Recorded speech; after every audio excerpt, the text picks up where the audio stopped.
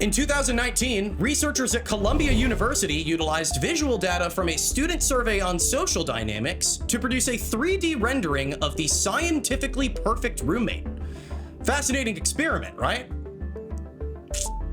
Yeah, well, that didn't happen. This is my college roommate, Connor. Here's the truth, folks. No perfect roommate exists. Connor was pretty damn close, I'll give it to him, but he kept ripping the carbon monoxide detector out of the ceiling. And that made me nervous. Whether you met in a Facebook group, randomly matched in college, or have been friends for life, it is undeniable that you and your roommate will disagree at some point. It's how you handle those disagreements that ultimately determines the overall success of your living situation. You know what, Mary? Since you're not going to come out and talk to me civilly, I think I just need to turn up the heat. I need to do things, act like the bad roommate, and let her know that the only way this is ending is if she's walking out that door. This is Flash Shelton, potentially the worst handler of roommate disputes in the world. But don't get it twisted. It's not due to lack of skill. Flash is a top-of-the-line professional squatter hunter, a profession that, to be fair, probably didn't exist before he made it up, but as always, I digress. Squatting is the action of occupying an abandoned or unoccupied area of land or a building that the squatter does not own, rent, or otherwise have lawful permission to use. Squatting typically occurs when people find empty buildings or land to occupy for housing. Flash Shelton has tasked himself with traveling across the country to thwart these squatters, documenting all of it in his new investigative reality show, Squatters. Now, when it comes to a show like this, I always have to ask, why? Why is this guy so invested in this highly specific issue that he felt the need to bring it to national television? Not to diminish the importance of the issue, but squatting has been a thing for a very long time, so I guess I just don't understand why this is happening now. In 2019, my mom's home was taken over by squatters. I called the sheriff. The sheriff informed me it's a civil matter and there's nothing we can do. City of Los Angeles with their tenancy laws, how they operate, it could take months. But when it came to my mother's house, there was no way in hell I was gonna let them win. I took matters into my own hands. I learned all about the laws. I figured out the loopholes, and now I have a very particular set of skills. Hey, you know what? I don't think I can argue with that. This guy just loves his mom that much. I think that's sweet. Please continue. Want to hear something even sweeter? Flash carries out all of these missions with the help of his sister, Justice. Isn't that nice? Just a brother and sister hunting humans. That's enough of a why for me.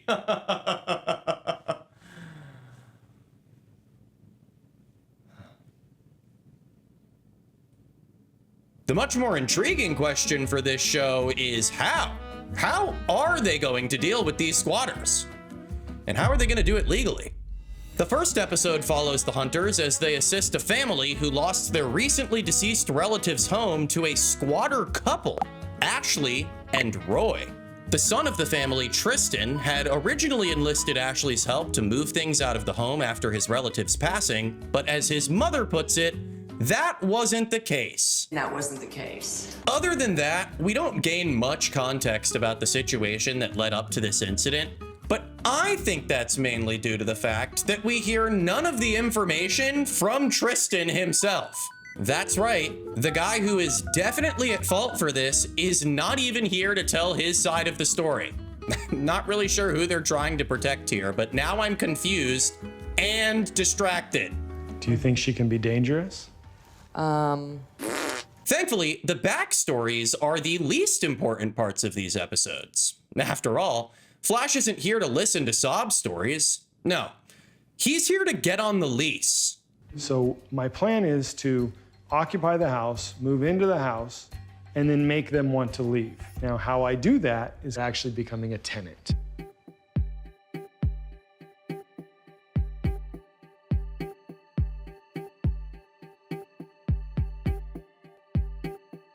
Does anyone here know how to read? When I said he was dealing with roommate disputes, I was being rather literal.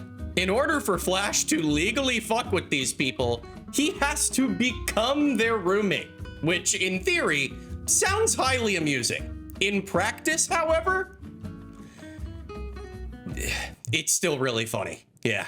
I mean, what better way to prepare to meet your new roomie than by dressing as closely as you can to a cop without it being illegal?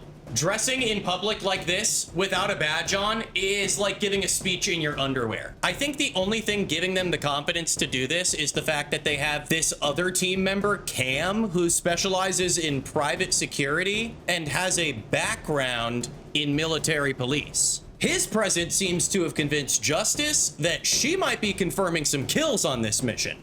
I'm not gonna lie, I feel pretty cool, don't you? Yeah, absolutely. I feel like I'm about to accomplish something today. Okay. Because it might get a little crazy out today. However, Flash's priority, as he puts it, is human life and safety. So, if things get nutty, he's packing pepper spray and a non-lethal firearm. Truly, LARPing as close to the sun as possible.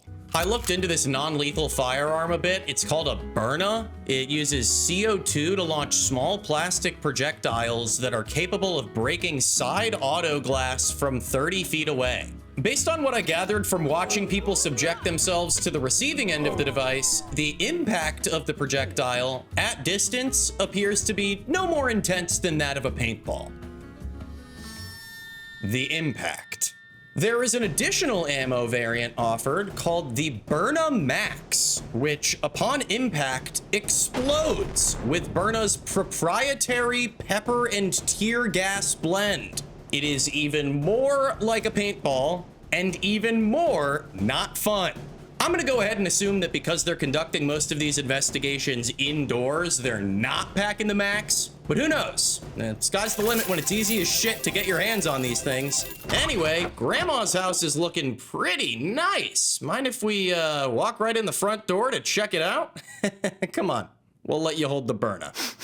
Oh, what is that? You're wondering what that smell is? Oh, well, you're probably smelling my Bombas, the sponsor of today's video. That smell that's wafting into your nose, yeah, that's actually a good thing. That means that you're smelling the most comfortable socks in the history of feet. But you know what socks are, okay? I would hope. Let's talk about why these socks are different. These ones here are made with extra long staple cotton. What does that mean? It means they're comfortable, okay? Don't worry about specifics. Especially considering that's only one of 6 elements packed into a single pair of socks. Yes. How do they do that? I don't know. Take a look at the front of this beautiful packaging, folks. You'll notice that it says 1 purchased, 1 donated. For every pair of Bombas purchased, another one will go to someone in need, which is great.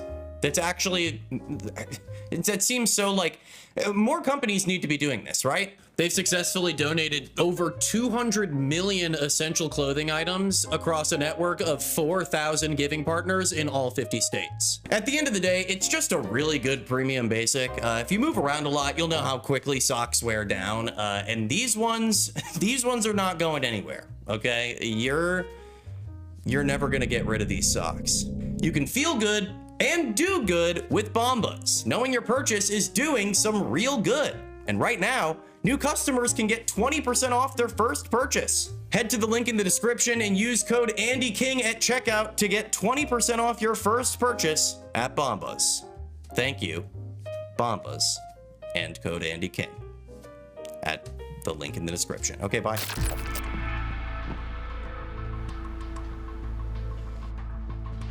Attention, Ashley and Roy.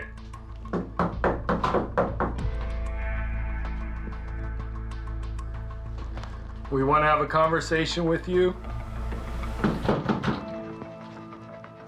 Ashley, please come out. Who is it? My name is Flash. Okay, maybe not the best lead-in. No offense, like no offense at all. I think they're doing a good thing here.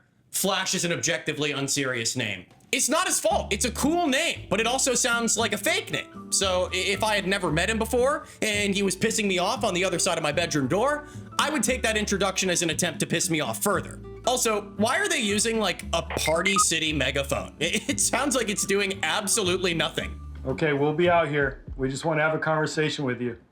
Yeah, that's why you just helped yourself into a house? Yeah, this is my house at this moment. Dare I say, the light that it casts on Flash's face is more effective than the sound it is capable of emitting. Ashley. Whoa. Ashley, we just want to have a conversation. Yeah, see, I feel like I can yell louder than that. Ashley! So yeah, interaction number 1, not so great. This woman genuinely believes this is her home. On the other hand, that was probably very annoying for her. So, great job. Eventually, Ashley agrees to a conversation in the other room. And while the team waits, Flash decides to give them a serious pep talk. So the fact that we've been able to get into this house as quickly is gold. Okay? So we're going to stand our ground. When we come out, they're going to try to argue. They're going to try to fight. Who knows? Okay? And we're going to keep our composure. We're not going to get emotional. All right, man. Jeez. You saying not to be emotional sounded pretty emotional. Was that like a self-affirmation or? You know, as goofy as this is, I do unironically think this is how actual law enforcement should be approaching these types of situations. Just thought I should let you know how woke I am. Let's be real. If Flash had the instincts of a true American police officer, he'd have nixed the megaphone and kept 2 hands on the burner from the get-go. I want to work through this civilly. I don't want to take your rights away from you. You call this civil? Listen, yes, it is. No, it's not. Do you understand what I'm going to do here? Do you understand that I I'm don't going give to a as a squatter nationally? How am I a squatter? I have every right to be here. Calm down just a little bit. I don't need please. to calm down. I have every right to be here. I'm asking you kindly to calm down. Just as If I walk woman upon to you, what? Just woman to woman. If I walk upon you, what? woman to woman, can you just calm down? Yeah. Yeah. Now, remember, no one here has any legal jurisdiction. So until one party gets fed up, all they can do is treat this situation like actual roommates and ignore each other. Literally, Ashley and Roy just slam the door on them. But it does give the team some time to get a lay of the land and see what these people have truly done to the place during their squat. Looks like there's lights on upstairs, so. Oh my God. Jesus. All right, so it's like a loft up here. I don't see anyone. I gotta check out there's another room over here. Might be a bedroom, but, whew, oh Jesus, I don't even know why I'm looking at that. Oh my God. Bruh. This couple of minutes here is basically just the team scoffing at garbage and finding multiple unflushed poops while Flash mourns the happiness that once filled the home. I'm not surprised by the mess these people have made here. I mean, they've been squatting here for almost 200 days. But I don't know, making it this personal feels like a little bit of a reach. Like, at the end of the day, this is Tristan's fault, okay? Let's not forget about the homeowners here being pretty neglectful. He's literally friends with Ashley. Or he was. Gosh, hopefully they can make up. Well, it's too late for that. They've already dug their grave, so now it's time to sleep in it. Literally. The squatters were held up in the room, possibly sleeping. I thought, you know what? Let me give them a wake-up call. All right, squatters, now it's time for your daily serenade. Hit it.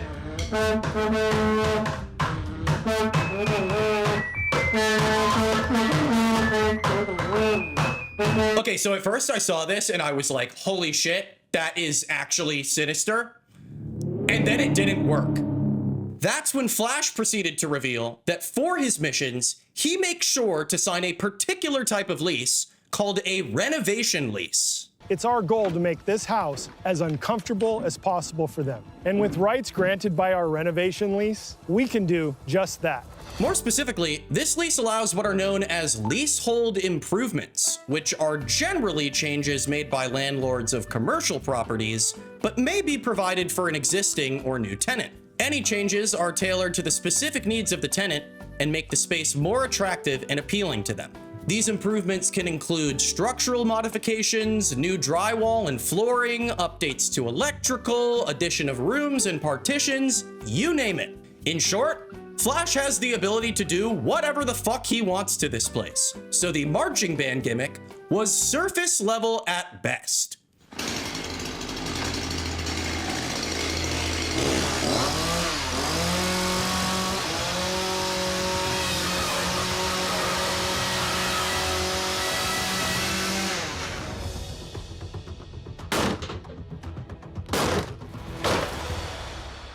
needless to say, this method proves effective. Out of pure desperation, Ashley and Roy finally agree to open the door and have a civil conversation with the team, even after all that bullshit. I forgot to mention this because, you know, I love all the characters so much. I really do. And Justice is a really funny character. Like, she says goofy stuff, but she's also a very good negotiator. She was instrumental in this scene, and I do have to give her props for that. This is where the show becomes unexpectedly impressive. With the squatters essentially cornered, the team has all the power in the world to lay down the law and shoo these people out onto the street. And most teams on most reality shows like this probably would. But as much as he hates them, Flash appears to have, over the years, developed a decent amount of empathy for squatters. He recognizes in this instance that while what they're doing is wrong, they're only doing it because they have nowhere else to go. And his ability to understand that situation is ultimately what leads the couple to agree to vacate. But he doesn't stop there. I can try to put you guys up in a hotel for a couple days. That'll help you kind of regroup and maybe some gas money. To kind of get you guys to where you at least have a little bit of a boost. Yeah. So I'm able to do that for you today. Okay. Yes. Yes. Are we finally getting a reality show that is both enjoyable and somewhat ethical in its production? Surely this is some kind of psyop. Let's see. Flash Shelton. Fox News. Hold your breath, folks. Fuck. Anyway, in my original video, I made the mistake of leaving my opinions there in terms of how I felt about the show and its practices and what they were doing as a whole. The fact of the matter is, squatting is by no means a black and white issue. As I said before, is squatting inherently good? No, but it's necessary for many people. I actually think there are many cases where it's totally legitimate. Adverse possession is a principle in real property law that allows a trespasser, including a stranger, to gain title to another person's land. It is based on a concept of fairness by which someone who is productively using a piece of land should be able to claim ownership of it against the lawful owner who has title to the property but is neglecting it. There is a major difference between occupying a clearly abandoned home and occupying a home that someone is clearly moving out of. I'm not gonna lie. If we're talking about landlords, not homeowners, landlords, hey, go crazy. Actually, correct me if I'm wrong, but I think there's one episode where Flash manages to thwart this guy who's squatting while pretending to be a landlord. He does it a couple times, actually. This one lady is trying to run an Airbnb, and it's really nice, but she doesn't own it. I mean, look, I'm all for housing as a human right. Yeah, different camera now. I'm all for housing as a human right. But this type of squatting is taking away from that narrative. Does that make sense?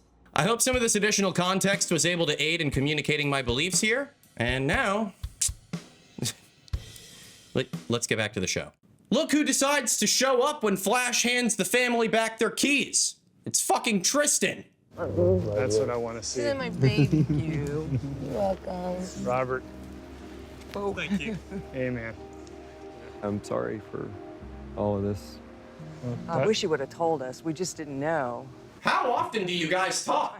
It is refreshing to see a controversial topic like this brought to light and addressed in a way that doesn't leave the audience feeling totally guilty afterwards. I feel bad that these people are still experiencing hard times, but I feel good knowing that at the end of the day, the people sharing their story on a national platform at least made an effort to help them protect their dignity, even though they had no reason to.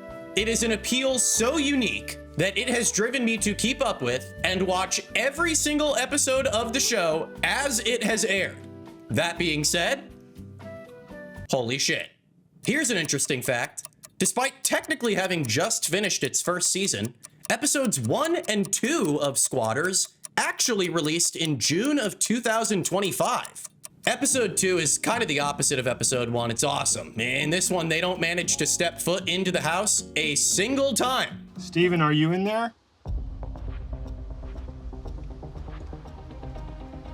Call has been forwarded to voicemail. The person you're trying to reach is not available.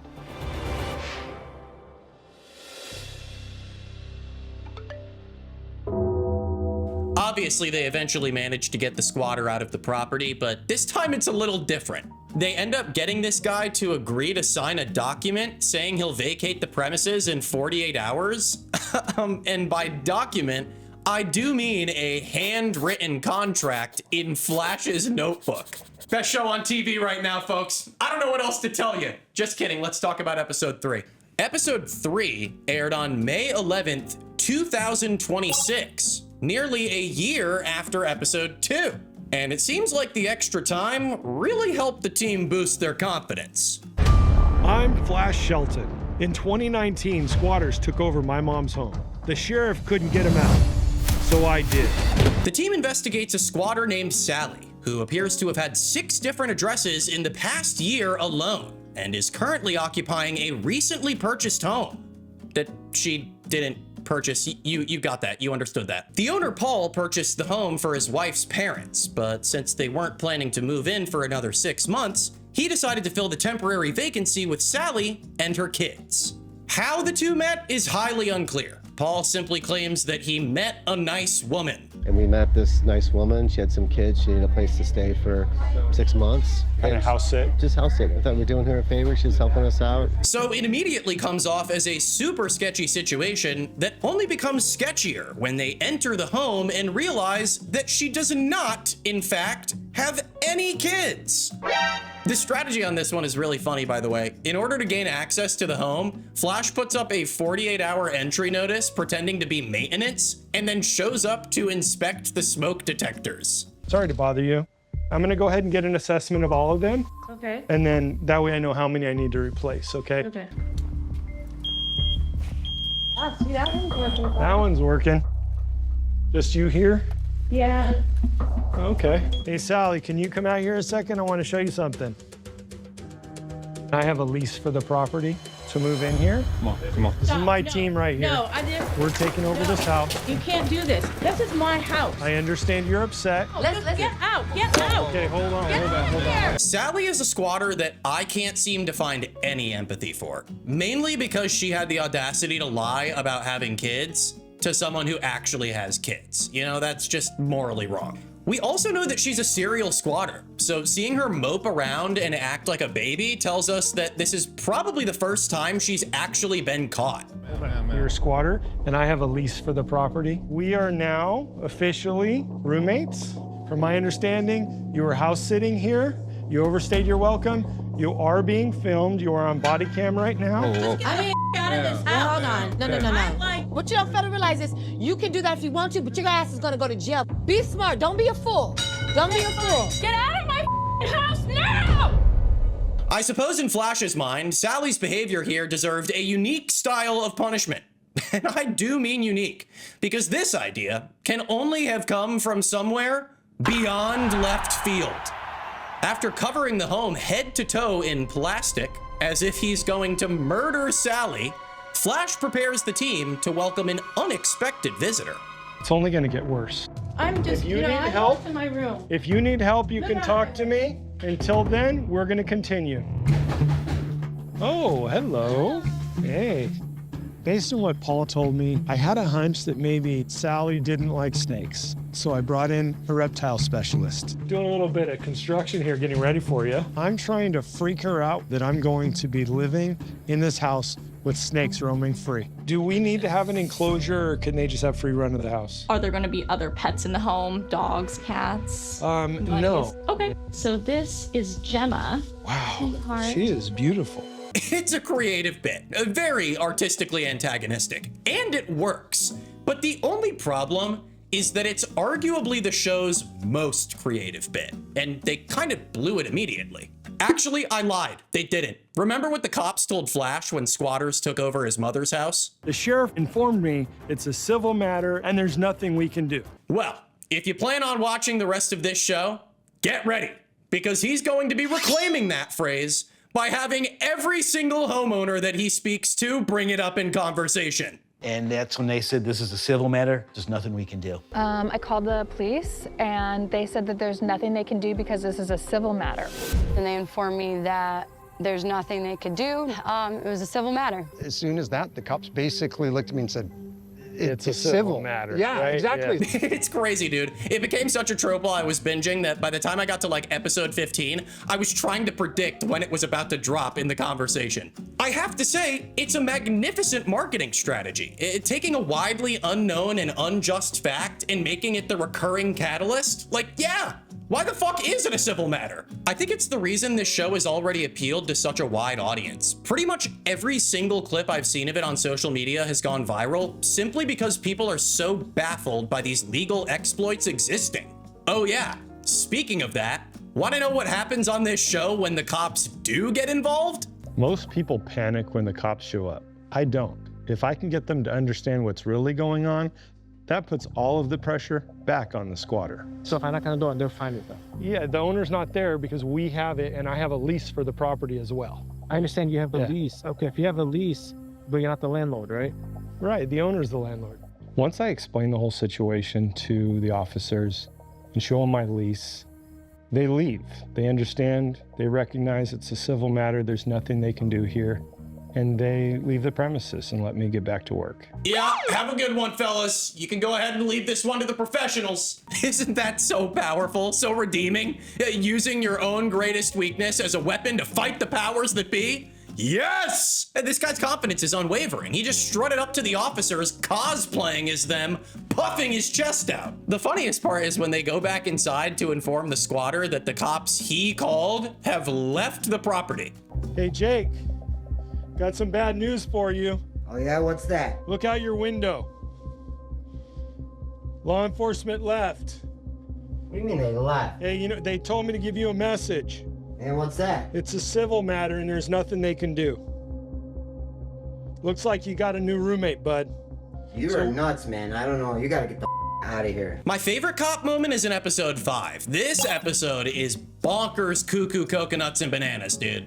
The property being squatted on is literally still in the process of being built, and the people doing the squatting are 100% running a trap house. We discover this in the middle of the team's investigation while Flash is once again dressed in a way that feels like it should be illegal. But hey, you know what? At this point, I'll give it to him. I think he's proven on multiple occasions that he knows what he's doing. All of a sudden, a swarm of cop cars pull up on the place. Tons. Totally different vibe from the last episode. And it becomes clear rather immediately that this is a situation beyond squatter hunting. Flash recognizes this, but by no means does it stop him from still trying to act like the big man on campus. We have to assume that he could be hiding in the bushes anywhere, so just be alert, watch your back, and watch each other's, okay? Hey fellas, me again, don't worry about it. I'll take care of this guy with the burner. There he is! A majority of the action in this episode has pretty much nothing to do with the squatter hunters. Once the cops finally leave the property, the team heads inside to find one woman who was left behind by the rest of her associates. I mean, they screwed her over to the point where she doesn't even put up a fight because she barely understands what's going on. We know there was a bunch of people in here, okay? So it's very easy for us to say, look, there was a lot of bad people, but this person helped us. Yeah, of okay? course. Of course. You gave me your name, Yes, of you've course. been honest with me. Yes. Okay? So can you turn the keys over to us? Okay. I'm down to help you guys if you guys are down to help me. Despite essentially receiving the leftovers from the police and having nothing to do, the team once again decides to go above and beyond and helps her pack her things into her car. Personally, I think they were just trying to get her away from whatever the hell was going on there as soon as possible. But regardless, they took their lemons and squeezed them. Folks, it's a show that truly has everything to offer. And another thing that I find so unique about it is that, you know, it could be a pretty static show. They could do the same thing every single time, but they managed to switch it up, and it's really impressive, I have to say. I'm a really big fan of the show. I'm a really big fan of the show. The only episode I didn't get to talk about that I really wanted to, only because just the concept is so ridiculous, is the horse episode. There's this woman who owns this ranch and her horses are on it, but the people squatting are holding the horses hostage. So they have to like do a negotiation to like, it's crazy. Like, how do your horses get taken hostage? How does that even happen? How do you let that happen? That like, Sorry I didn't cover that one. It's nice to see good people doing good things, isn't it? And on national television. You know, the presence of national television just feels naturally exploitative at this point. So it's nice to see someone break the mold. Whoa, I'm sorry. What have I said that hasn't been said already, guys? Flash Shelton, he's out there. And he's still going on Fox News to talk about squatting. Flash, I want to like you so badly, but you need to be careful, okay? Please be careful, all right?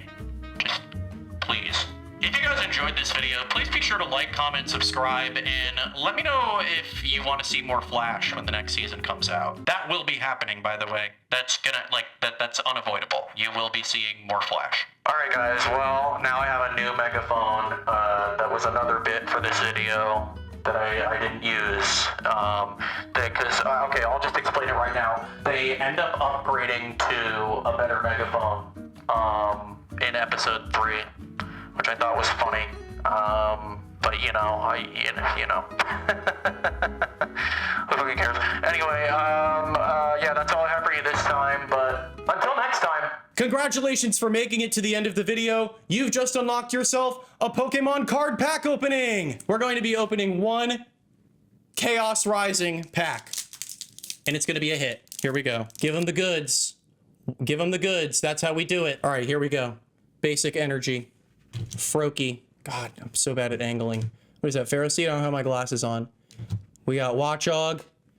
Got, is that Fanfi? I can't see. I can't read that with my glasses off. That looks like Ninetales. It looks like Ferrothorn. Another oh, duplicate. And then, ooh. Okay, guys, who likes the Crobat? Poison Soundwave. Poison Soundwave sounds like when, who's like an artist that people don't like. I'm not going to be polarizing. All right, see you guys.